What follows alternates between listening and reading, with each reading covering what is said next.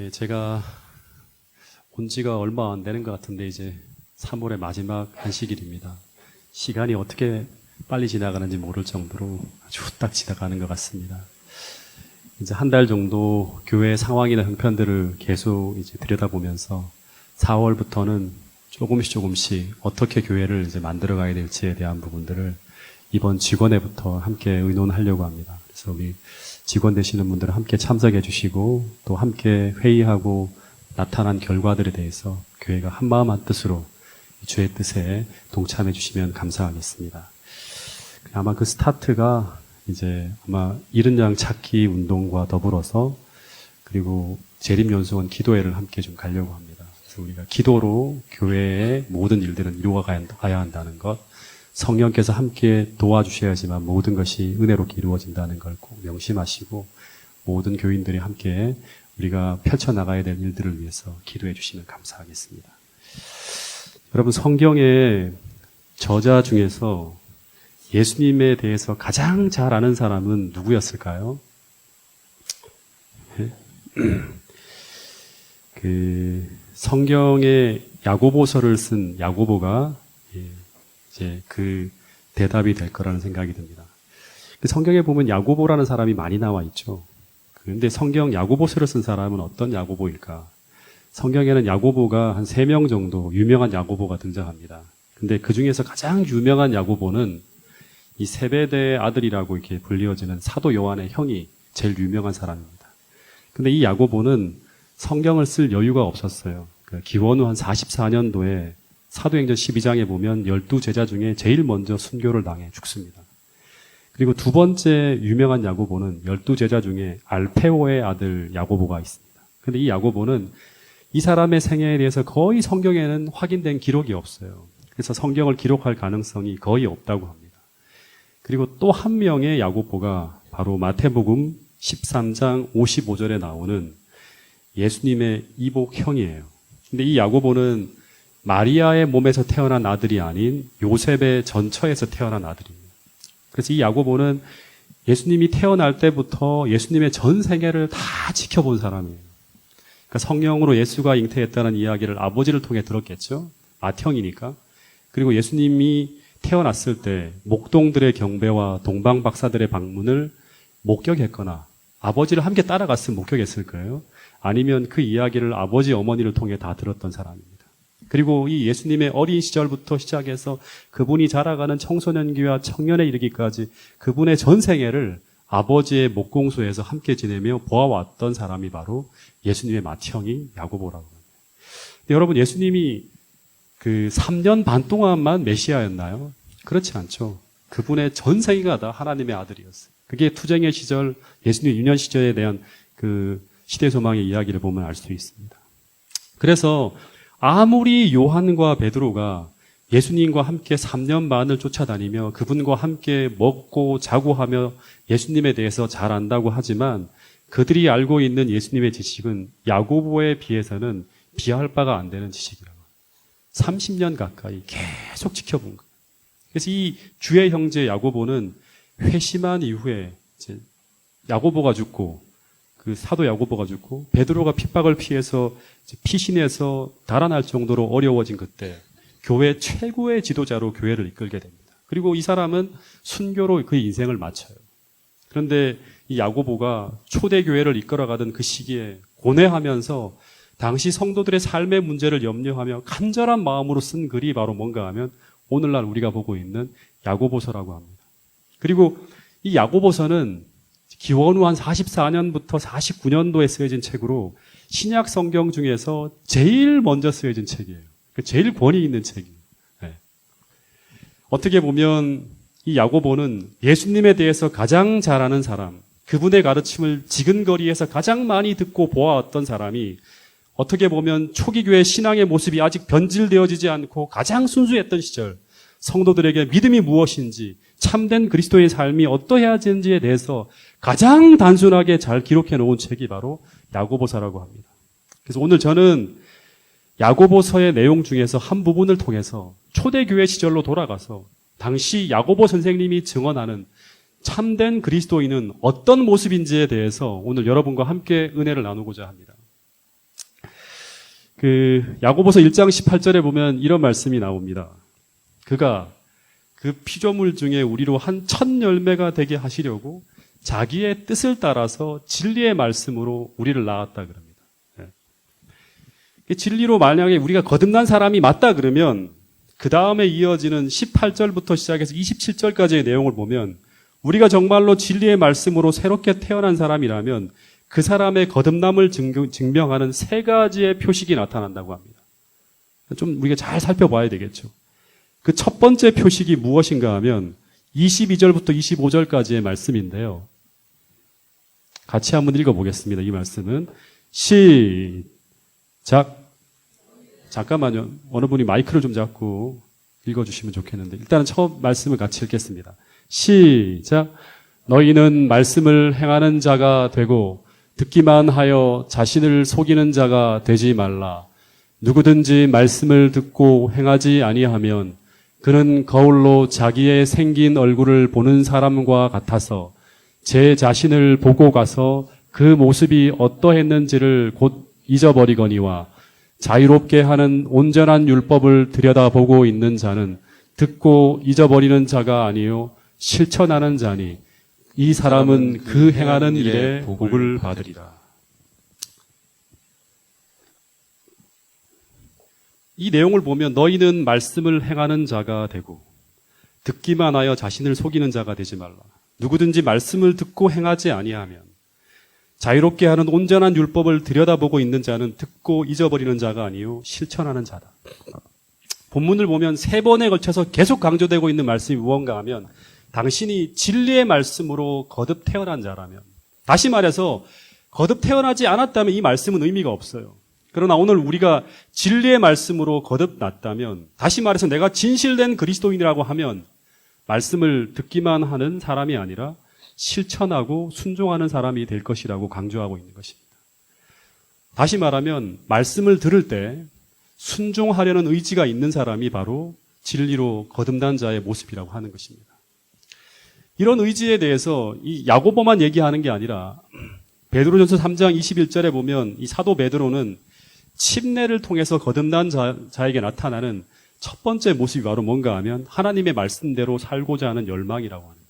이거를 가지고 하나님을 향해 찾아가는 선한 양심이라고 표현하고 있습니다.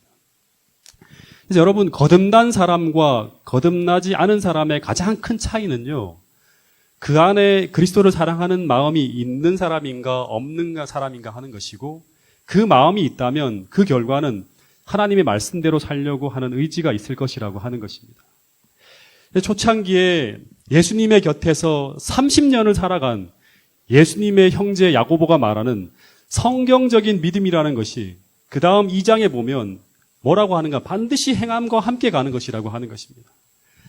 지난 두 번째 안식일에 말씀드린 것처럼 그것이 나타나지 않는 믿음을 무슨 믿음이라고 하죠? 죽은 믿음이라고 합니다.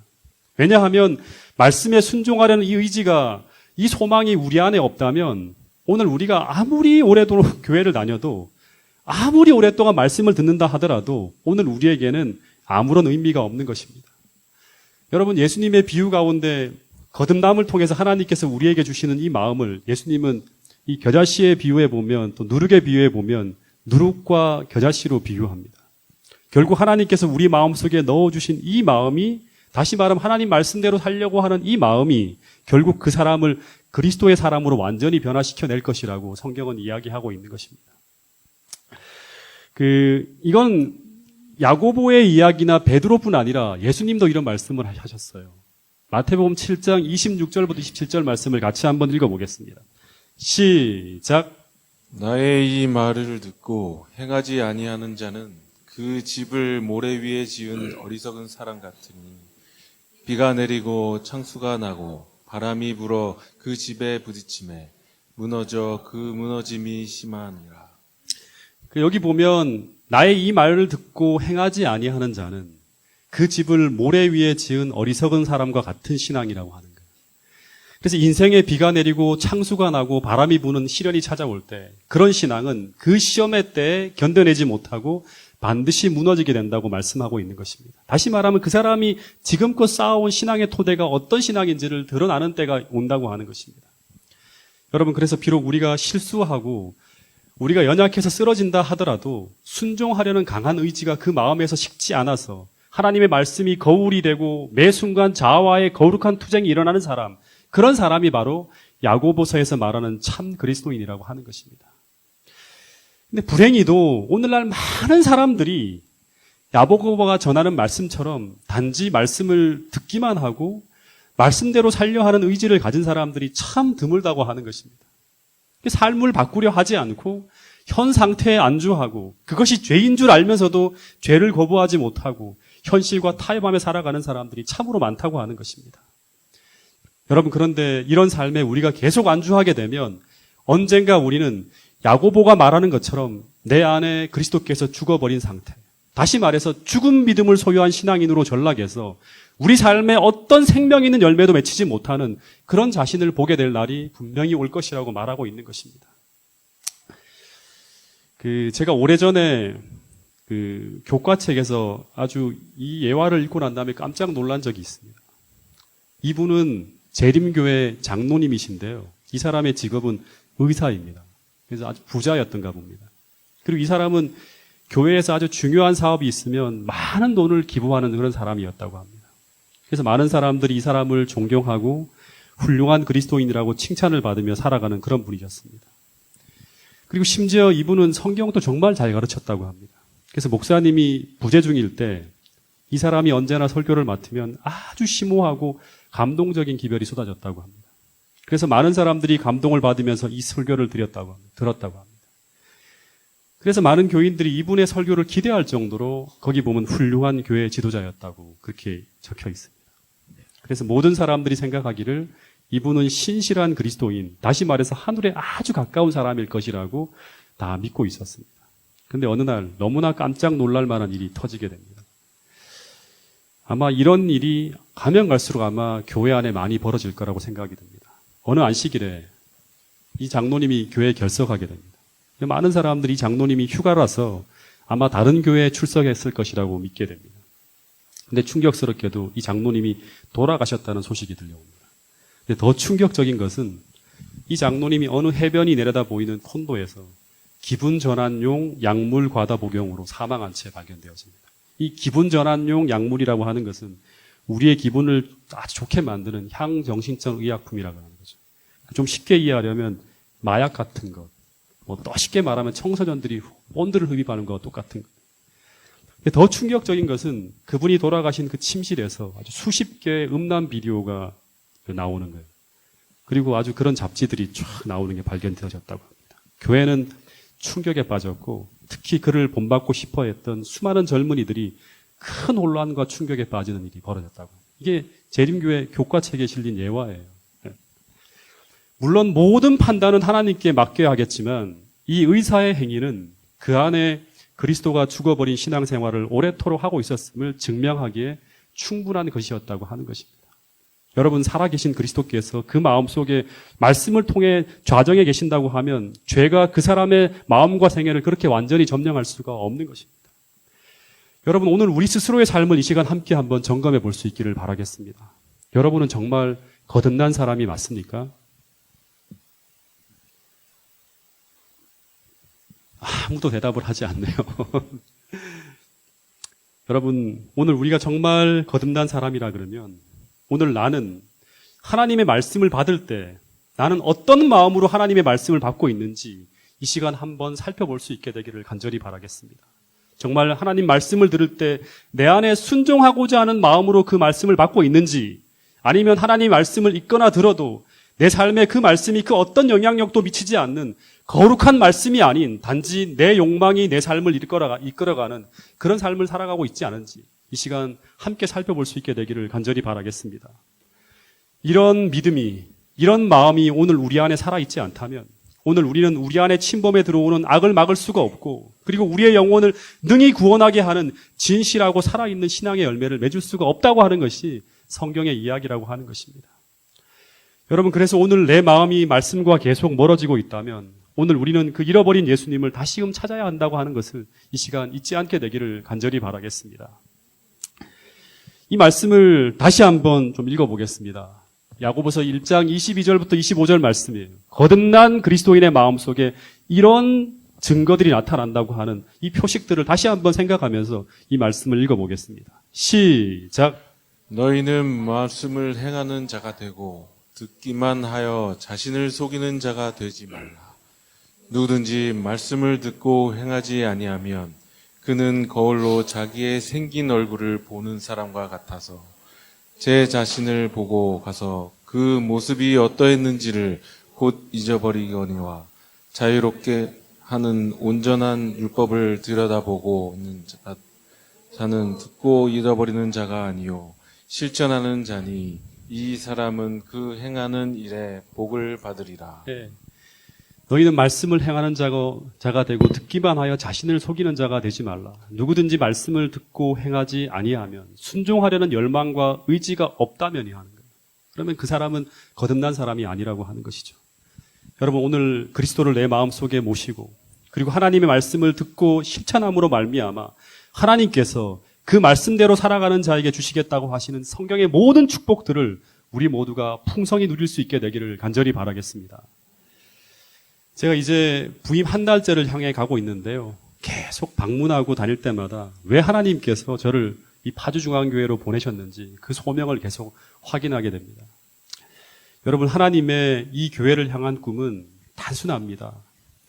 이 시대의 진리를 여러분들을 통해 드러내는 것이 하나님의 꿈이에요. 그래서 이 진리의 빛을 통해서 길을 잃고 방황하는 영혼들을 구원하는 것이 바로 무엇인가 하면 이 교회를 향한 하나님의 소망이라고 하는 것입니다. 그래서 이 진리의 빛을 통해서 길을 잃고 방황하는 사람들을 우리가 이 영혼들을 구원해내야 되는데 그러기 위해서는 먼저는 진리로 우리가 거듭나야 돼요. 영혼을 감당할 수 있는 그런 교회로 거듭나야 한다고 하는 것입니다. 그래서 오늘 저를 포함한 이 파주중앙교회를 구성하고 있는 성도님들 한 분 한 분의 삶에 그리스도가 보여져야 되고 그리스도가 나타나야 된다고 하는 것입니다. 다시 말해서 이 교회를 처음 출입하는 사람들이 여러분들을 보면서 정말 회심한 사람들이 누구인지, 진리를 따라 살아가는 사람들이 어떤 모습의 사람들인지 여러분 한 분 한 분의 입술과 삶을 통해서 볼 수 있어야 한다고 하는 것입니다. 그러기 위해서 오늘 우리는 진리로 거듭나야 하는 것입니다. 그리스도인처럼 살아가는 것이 아니라 참 그리스도인으로 거듭나야 된다고 하는 것입니다. 여러분, 저와 함께 이 고민을 하면서 함께 교회의 영혼 구원의 사업에 함께 동참할 수 있는 파주중앙교회 모든 성도들이 될 수 있기를 간절히 바라겠습니다. 제가 오늘 이 설교를 하게 되는 이유가 뭔가 하면 제가 지난 안식일 날 깜짝 놀랄 만한 일을 겪었습니다. 이 말씀을 여러분들과 함께 나눠야 될지 좀 고민을 좀 했는데요. 재림교회 한 목사님이신데요. 정말 설교를 너무너무 잘하는 분이셨어요. 그리고 정말 훌륭한 분이셨는데 최근에 그분이 교회를 그만두셨습니다. 그리고 지난주에 제게 전화를 통해서 이런 말씀을 하는 거예요. 고재원 목사님께 하나님께서 전화를 하라고 해서 전화를 드린다고 하는 거예요. 그러면서 하시는 말씀이 재림교회는 희망이 없다고 하는 거예요. 교회는 다 타락했고 그리고 목사들은 다 부패했는데 근데 그 이유는 이 교회에 진리가 없기 때문이고 성령이 역사하지 않기 때문이라고 그런 말씀을 저한테 하시는 거예요. 너무 놀랐어요. 근데 그 이유가 무엇 때문입니까? 하고 제가 여쭤봤더니 그분이 하시는 말씀이 안식일과 엘렌 화이트 때문이라고 하는 거예요. 이 두 가지 때문에 재림교회에는 그리스도가 안 계시고 율법주의를 벗어나지 못하고 재림교회는 희망이 없다고 하는 거예요. 이 두 가지는 뭔가 하면 재림교회가 무조건 붙들어야 될 재림교회의 기둥과 같은 진리인데 이 두 진리를 다 부정하는 거예요. 근데 이 목사님의 이야기가 굉장히 설득력이 있어요. 설교를 굉장히 잘하시는 분이기 때문에. 적지 않은 재림교인들이 그분과 함께 교회를 세우기 위한 준비를 하며 교회를 떠나가려고 하는 그런 이야기를 제가 들었습니다. 여러분, 어쩌면 지금 흔들림의 시기를 우리가 지나가고 있다고 생각을 합니다. 최근 재림교회에 아주 큰 영향을 미쳤던 이상구 박사님의 이탈부터 시작해서 그리고 설교를 통해 많은 사람들에게 큰 영향을 미친 중견 목사님까지 특별히 이들은 수십 년 동안 이 교회에 몸담고 있으면서 자신의 체험과 경험을 통해서 이 교회는 진리가 없다고 부정하는 이야기를 공공연하게 하고 있는 거예요. 굉장히 무서운 일이에요. 마치 오늘 우리가 체험과 경험을 통해서 이 교회에 진리가 있다고 증언하는 것처럼 그분들은 오랜 시간 자신의 체험과 경험을 통해서 이 진리를 부인하고 있는 이야기를 하고 있는 것입니다. 제가 이런 이야기를 들을 때 얼마나 많은 사람들이 이 대열에서 이탈하게 될까 고민하게 되었습니다. 여러분, 이런 말씀이 있습니다. 이 말씀을 여러분의 마음속에 꼭 새기고 돌아갈 수 있기를 간절히 바라겠습니다. 진리로 그 마음을 견고하게 방어한 자들 외에는 아무도 최후의 대쟁투에 서지 못할 것이라고 하는 이야기. 그 밑에 이야기에 보면 오직 성경을 열심으로 연구하고 진리에 대한 사랑을 가진 자들만이 온 세계를 미혹시키는 속임에서 벗어날 수가 있다고 하는 이야기입니다. 여러분, 이상구 박사 그리고 최근에 이 목사님의 이야기를 들으면서 이들이 공통적으로 외치는 주장은 뭔가 하면 재림교회의 진리가 진리라고 아니라고 부정하는 가장 중요한 이유와 근거는 뭔가 하면 평생 이분들이 이 진리를 믿어왔지만 이 진리를 통해 변화를 경험하지 못했다고 하는 거예요. 이게 가장 중요한 핵심이에요. 다시 말해서 자신들은 재림교회의 진리가 자신의 삶에 육화되는 경험을 하지 못했다고 하는 것입니다. 그리고 이 진리로 변화된 사람들이 이 교회 안에서도 보이지 않는다고 하는 거예요. 다 타락해 가고 있다고 하는 것이 이들의 주장입니다. 여러분, 그런데 정말 그런가요? 정말 여러분들도 이 진리로 말미암는 변화를 경험하지 못하고 있습니까? 그리고 여러분들이 이 교회를 들여다봐도 전혀 변화되는 사람들이 보이지 않나요? 여러분, 초기 재림운동 당시에 사람들이 교회로 몰려오는 가장 큰 이유는 그 진리가 논리적으로 명쾌하기도 했지만 초기 문집과 대쟁투 학원 그리고 엘렌 화이트의 자서를 저를 읽어보면 제일 중요한 것은 뭔가 하면 진리를 통한 변화였어요. 당시 재림운동이 실패로 돌아갔을 때 끝까지 그 진리 안에 남아서 그 실패를 해석해줄 그 진리를 기다린 남은 무리들은 어떤 사람들이었는가 하면 그 운동의 과정에서 함께하신 성령의 역사와 감화와 감동 그리고 은혜스러운 역사를 부인할 수 없었기 때문에 끝까지 그 자리를 이탈하지 않고 기다린 거예요. 여러분, 실제 엘렌 화이트는 시리에 빠져 절망하고 있던 그 어린 시절에 재림운동에 동참하면서 그 과정을 통해서 그리스도를 만나고 전혀 다른 사람으로 변화되어집니다. 놀라운 일을 할 수 있는 사람으로 변화되어집니다. 실제 저도 교회를 다니면서 상처도 받고 사람을 통한 실망도 하고 하면서 여러 고비들이 있었지만 이 진리를 부인할 수 없고 이 교회를 떠날 수 없는 가장 중요한 이유는 제가 개인적으로 제가 신앙하는 동안 수많은 과정 속에서 함께 하시며 그분께서 나를 인도해 오셨다는 명명백백한 증거들이 있었기 때문입니다. 여러분, 진리대로 살아가면서 진리를 경험하지 못한 신앙으로 가득 채워진 종교가 무엇인가 하면 바벨론이에요. 진리를 있는데 진리를 받아들이지 못하고 계속 그 말씀을 듣고 있는데 순종하지 못하면 언젠가는 바벨론이 되는 거예요. 진리와 오류가 혼재되어지는 거예요. 그래서 결국은 무너지는 거예요. 여러분, 성경을 보면 초기 기독교가 유대교를 무너뜨리고 크게 성장하면서 퍼져나간 가장 큰 이유는 뭔가 하면 성도들이 그리스도의 가르침대로 살아가면서 성령을 체험하며 삶이 변화되고 있었기 때문이에요. 반대로 당시에 기독교의 대척점에 섰던 유대교가 무너지게 되는 가장 큰 이유도 시대의 소망에 보면 같은 이유였습니다. 시대의 소망에 보면 그들은 진리를 지니고 있었으나 진리대로 살지 않았어요. 로마서 11장에 보면 말씀을 가지고 있었지만 그 말씀을 삶으로 받아들이지 않았다고 하는 이야기가 로마서 곳곳에서 유대교를 비판하는 사도 바울의 증언으로 나오고 있는 것을 볼 수 있습니다. 여러분, 그래서 하나님께서 마지막 시대에 바벨론에서 하나님 백성을 불러내는 것처럼 이 유대교에서 당신의 백성들을 불러냈던 거예요. 이 기독교가 되었던 것입니다. 여러분, 마찬가지로 마지막 시대에 바벨론이 무너지게 되는 가장 큰 이유도 마찬가지입니다. 그 이유는 진리가 선포되어지고 전해지고 있는데 진리를 듣고 있고 진리를 보고 있는데 진리대로 살려고 하지 않기 때문에 바벨론이 되어지고 그 결국이 바로 뭔가 하면 무너짐이에요. 이 세 천사의 기별이잖아요. 여러분, 그래서 초대 기독교 성도들에게 그리고 오늘 우리에게 야고보는 이런 말을 하고 있는 것입니다. 진리를 말하기만 하고 듣기만 하고 들여보기만 하는 자가 아니라 진리를 받아들이고 순종하며 실천하는 자가 되어야 한다고 하는 것입니다. 그래야지만 기독교가 변질되어지고 세속화되어지는 그 상황 속에서도 신앙을 유지하며 살아갈 수 있다고 하는 것입니다. 그렇게 듣고 행하지 아니하면 산상수훈의 말씀처럼 우리 인생에 비바람이 불고 창수가 나게 될 때 우리 신앙의 토대가 그리스도이신 반석 위에 세워진 것이 아니라 정말 아무런 기초도 없는 모래 위에 세워진 신앙이라는 것을 확인하게 되고 그러면 결국 우리는 바벨론이 되어서 무너지게 될 것이라고 성경은 이야기하고 있는 것입니다.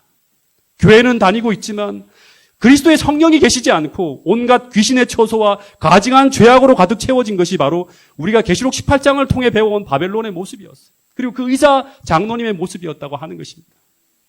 여러분, 그때가 다가오고 있습니다.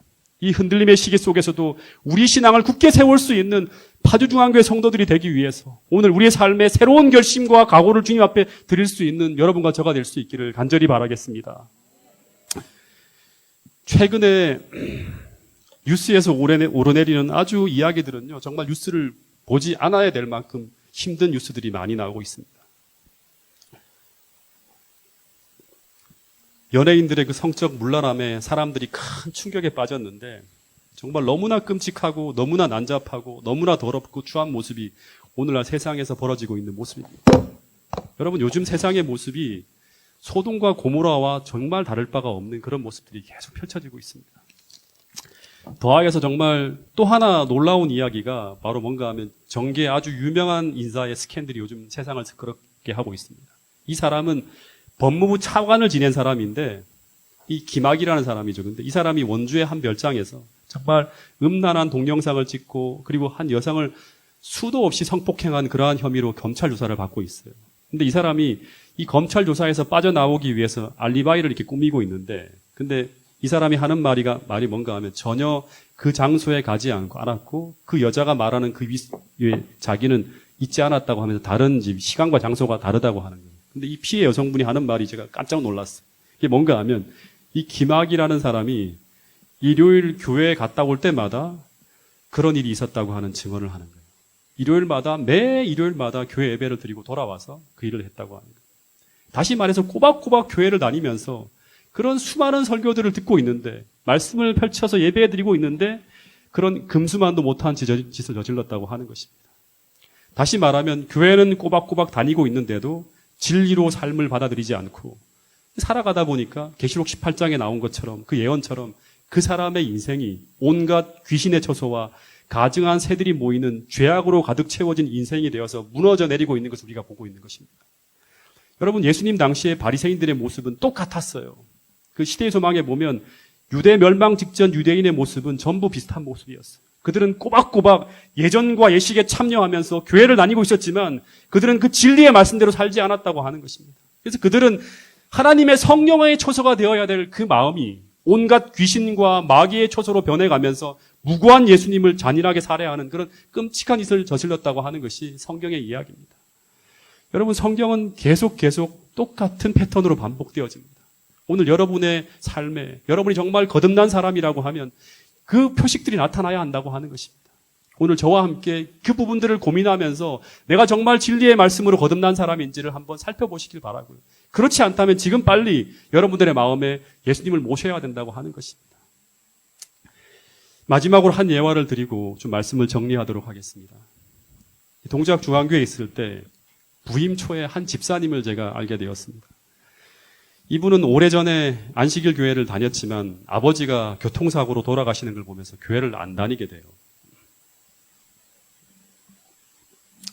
근데 이 집사님의 아내가, 이 집사님도 교회를 그렇게 잘 나오지 않았는데 저희 교회를 가끔씩 다니고 있었어요. 근데 이분이 교회에 오실 때마다 남편이 술을 너무 많이 마셔서 속상해 죽겠다고 하소연을 하는 거예요. 그리고 뿐만 아니라 남편이 산에 올라갈 때마다 자주 동네 아줌마들과 함께 다녀서 더 속상하시다는 말씀을 계속 하는 거예요. 마음고생이 너무 심하다고 하면서 계속 우시는 거예요. 그러다가 교회를 지나가는 길에 이 집사님의 권고로 이 남편분이 잠깐 교회에 들렸어요. 그리고 저보고 남편을 위해서 기도해달라고, 남편의 건강이 좀 안 좋다고 하는 거예요. 그래서 기도를 하고 교회 열심히 다니시라고 했는데 이분이 안 나와요. 3년 동안 계속 교회를 안 나오시는 거예요. 근데 3년 내내 이 집사님은 계속 저한테 남편 때문에 속상해 죽겠다는 이야기를 끊임없이 하셨어요. 그런데 어느 전도회에 이 집사님이 남편분을 데리고 교회를 나오게 됩니다. 그리고 이분이 재침례를 받게 돼요. 말씀에 꽂힌 거죠. 그리고 난 후에 이분이 제가 동작을 떠나기 직전까지 6년의 시간을 함께 보내왔는데 이분의 변화는 정말 놀라울 정도였어요. 2010년부터 2012년까지 이분은 두주불사였어요. 다시 말하면 술이 죽든지 내가 죽든지 끝도 없이 술을 마시는 분이에요. 그리고 늘 아내에게 골칫거리였는데 근데 이분이 침례를 받은 후에 저녁 집회 그 안식일 예배 거의 빠지는 일이 없었고 그리고 모든 부분에 제가 볼 때는 재림교회 집사님으로서 거의 모범이라 할 정도로 정말 소리 없이 아주 묵묵하게 사람들이 보던 보이지 않던 아주 신실하게 봉사하시는 분이었어요. 화려하게 일을 하진 않지만 계속 모든 사람들이 볼 때 이분이 들은 말씀대로 살려고 굉장히 노력하시는 걸 제가 보게 되었어요. 그리고 이 집사님의 침례 이후에 둘째 따님이 한 1년 만에 침례를 받고, 그리고 막내 따님이 제가 오기 얼마 전에 또 침례를 받고 지금 아주 열심히 교회를 다니는 모습을 보게 되었습니다. 근데 제가 믿지 않는 큰 따님의 돌잔치에 가게 됐는데 그때 그 큰 사위와 교회를 안 나와요. 큰 따님이 저한테 이런 말을 하더라고요. 아버지가 교회를 다녀서 변해도 너무 많이 변해서 놀라울 지경이라고 하는 거예요. 그러면서 하는 말이, 예전에는 여름에 자기들이 이렇게 일을 하다가 더우면 아버지 시원한 맥주 한 잔 같이 해요 하면서 아버지를 부르잖아요. 그러면 단 한 번도 거절함이 없이 너무너무 좋아하면서 그 맥주를, 시원한 맥주를 이 여름날에 쭉 마셨대요. 근데 그렇게 좋아하시던 그 맥주를 이제 침례를 받고 난 다음에 나 이제 교회 다녀서 못 먹겠다고 하면서 거절하신다고 하는 거예요. 그리고 머리맡에 언제나 예언의 신이 놓여져 있다고 하는 것입니다. 그리고 그것을 아침 저녁 읽으시는 모습을 보게 된다고 하는 거예요. 그래서 그렇게 변해버린 아버지가 싫기도 하지만 어떻게 사람이 저렇게 변할 수 있을까 신기하다고 하는 거예요. 더 신기한 것은 교회를 떠나오기 전에 연말 기도주일 시간에 그 아내 집사님이 남편이 교회 다니게 해달라고 기도하시던 그 집사님이 남편이 침례받은 후 6년이 지난 후에 이제 이런 간증을 하는 걸 제가 듣게 되었어요. 하나님께서 이 아내분이에요. 자신에게 베풀어 주신 그 은혜가 너무나 크고 너무나 감사한데 자신이 그 받은 은혜대로 살지 못한다고. 남편이 날마다 저녁 예배 같이 가자고 하면 이 드라마 때문에 언제나 안 갔는데 이제는 그러지 말아야겠다고 하면서 이 아내분이 남편보다 훨씬 더 오래 교회를 다녔는데 남편의 신앙이 이제 이 집사님의 신앙을 앞서고 있는 거예요. 끌고 가는 거예요. 그런 신앙이 되어버린 거예요. 근데 이 남편 집사님이 비록 짧은 시간 교회에 다녔지만 지금은 그 아내 집사님뿐 아니라 모든 식구들의 신앙을 이끌고 있는데 그 이유가 무엇 때문일까요? 이 집사님은 말씀을 들여다보고 읽기만 하는 것이 아니라 말씀대로 행하고 실천하고 있었기 때문에 이분이 화요일, 금요일 말씀을 듣는 모습을 보면 정말 눈을 부릅뜨고 저를 봐요. 이렇게. 나이가 이제 70이 가까이 되신 고령의 집사님이신데 정말 진지하고 열성적으로 말씀을 듣는 모습을 제가 계속 보게 되었어요.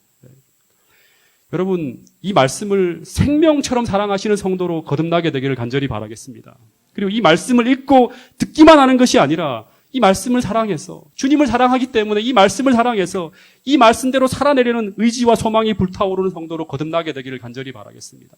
그래야지만 우리는 이 마지막 시대에 새 천사의 기별을 증거하는 그런 위대한 성도로서 우리 거듭날 수 있다고 하는 것입니다. 여러분, 마지막으로 이 말씀을 또 한 번 읽어보겠습니다. 야고보서 1장 22절부터 25절 말씀입니다. 다시 한번 정신을 바짝 차리고 한번 읽어보겠습니다. 시작.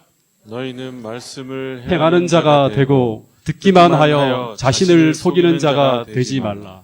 누구든지 말씀을 듣고 행하지 아니하면 그는 거울로 자기의 생긴 얼굴을 보는 사람과 같아서 제 자신을 보고 가서 그 모습이 어떠했는지를 곧 잊어버리거니와 자유롭게 하는 온전한 율법을 들여다보고 있는 자는 듣고 잊어버리는 자가 아니요 실천하는 자니 이 사람은 그 행하는 일에 복을 받으리라. 여러분, 오늘 이 시간을 떠나기 전에 우리가 꼭 기억할 것이 있다면, 오늘 우리가 그리스도를 마음에 모셨다면, 정말 진리로 거듭났다고 하면 우리 삶에는 말씀에 순종하려는 의지가 나타난다고 하는 것입니다. 이게 진리예요. 그것이 바로 우리 안에 그리스도가 계심을 증명하게 될 것이라고 성경은 말하고 있습니다. 여러분, 오늘 이 시간 우리 마음에 그것이 있는지 다시 한번 생각해 볼 수 있기를 간절히 바라겠습니다. 이 시간 잠시 한 1분 정도 우리가 말씀을 듣고 난 다음에 기도하는 시간이 있더라고요. 이 시간 한 1분 정도 오늘 들은 말씀을 마음에 새기고 또 지난 시간 동안의 나의 삶을 말씀을 통해 돌아보면서 내가 어떻게 신앙생활을 해왔는지 한번 생각해 보시기를 간절히 바라겠습니다. 그리고 혹 내가 그리스도가 없는 채 살아왔다면 이 시간 그 잃어버린 그리스도를 다시 찾을 수 있도록 회개하며 주님께 돌아갈 수 있기를 간절히 바라겠습니다. 잠시 한 1분 정도 기도하면서 들은 말씀과 또 내 자신을 살펴보는 시간, 기도하며 묵상하는 시간을 갖도록 하겠습니다.